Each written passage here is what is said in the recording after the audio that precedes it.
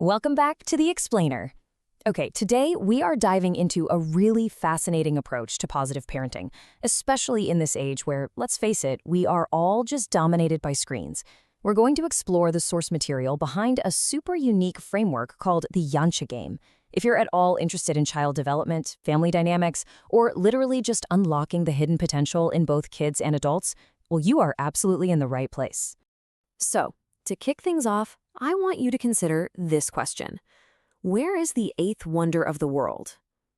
Normally, right, our minds immediately jump to these grand, ancient structures. We think of the Great Pyramid of Giza, the Colosseum, or just massive, mind-blowing feats of engineering that leave us in total awe. But the concepts we're unpacking today actually ask us to completely rethink that definition.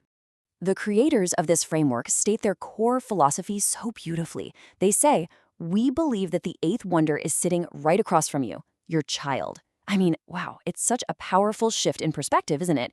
Instead of looking all the way across the globe for something marvelous, they're pointing us literally right to our own kitchen tables. The boundless, undiscovered potential of a child is the true marvel here, and as a parent, your absolute goal is to help that wonder take shape. Section 1. What is the Yancha game? Screen-free fun for the whole family.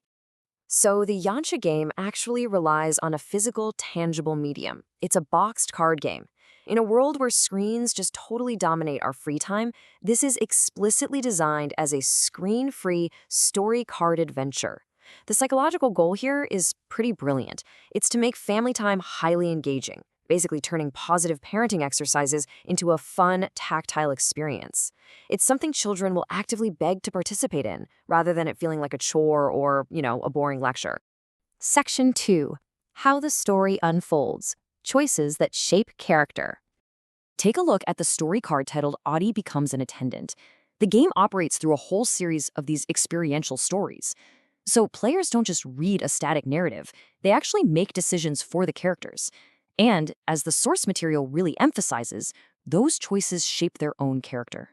The scenarios are specifically crafted to challenge a child's thoughts and beliefs. It forces them to navigate these little moral and practical dilemmas in a safe, fun environment. It's basically applied psychology, completely disguised as play. And the framework is just highly adaptable to different learning styles and social needs. For step 1, children can actually play by themselves, testing their own insights quietly. Then, step 2, they can go head-to-head with other players. Or, step 3, you can play collaboratively with the whole family. This versatility ensures that whether a kid just needs a quiet moment of solo reflection, or if they totally thrive on dynamic family debate over what a character should do next, the experience completely scales with them. Now, this brings us to a really vital distinction in developmental outcomes. Think about what standard games teach kids to do. Often it's just about accumulating arbitrary points, right? Or beating an opponent or rushing to a finish line. The Yancha approach completely flips that paradigm.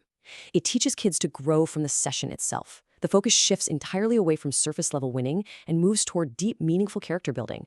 It provides the cognitive tools and the guidance needed to bring out the absolute best in a child. Section 3. Building a little superhero. Cultivating core traits. The source material outlines that every single round helps build a little superhero by actively targeting 4 distinct traits. We're talking discipline, compassion, confidence, and decisiveness. Through those experiential stories we looked at just a minute ago, children are put in positions where they literally must exercise these exact mental muscles. Choosing to help a character in the narrative, that builds compassion.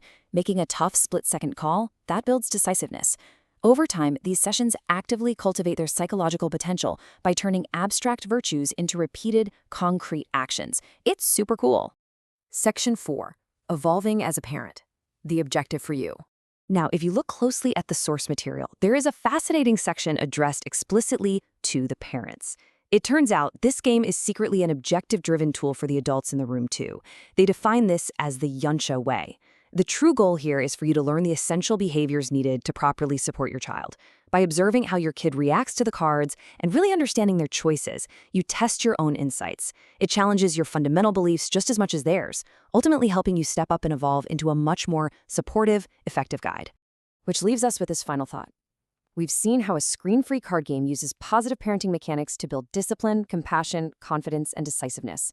But more importantly, we've seen how it challenges both the child and the parent to evolve together, knowing that the greatest marvel isn't halfway across the world, but sitting right across the kitchen table from you. Are you ready to give shape to the eighth wonder? Thanks so much for joining me on this explainer, and I will see you next time.